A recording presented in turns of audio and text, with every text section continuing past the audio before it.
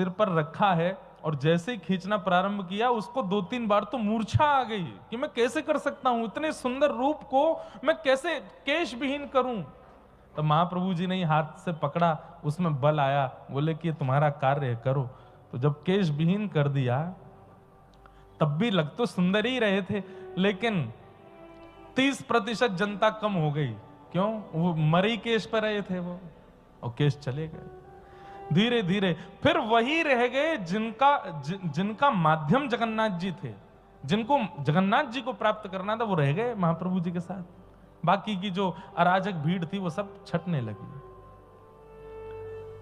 तो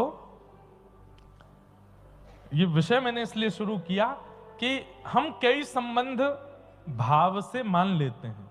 गुरु भी एक भाव का नाम है। पर फिर भी आपने पूछा है कि हम अपने गुरुदेव के प्रति कैसा भाव रखें, तो वैसे तो कहा गया कि गुरु को साक्षात परब्रह्म मानो, लेकिन हम अभी घनघोर कलिकाल में, बहुत लॉजिकल बात है, हम परब्रह्म नहीं देख पाएंगे गुरु में। लेकिन मैं महाराष्ट्र के भक्तों से सीखता हूं, तो गुरु में क्या देखो? बोले गुरु में मां देखो, ये मेरी मां है, मेरी मैया है। और अपने गुरु को मैया कहो। हमारे भारत में पहली,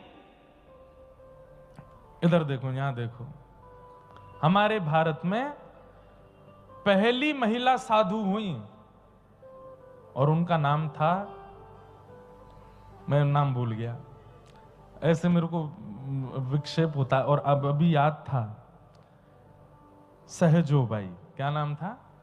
सहजोबाई। उनके गुरुदेव थे श्री श्याम चरण दास जी महाराज।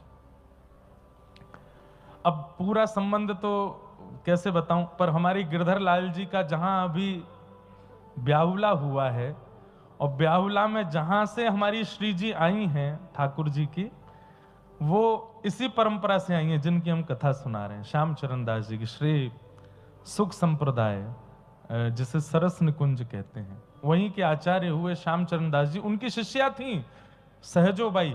और वैसे शारीरिक संबंध में सहजोबाई और श्याम चरण दास जी दोनों बहन भाई हैं, दूर के बहन भाई थे। वो पूरा संबंध मुझे याद भी नहीं है, पर ये बहन भैया ही थे।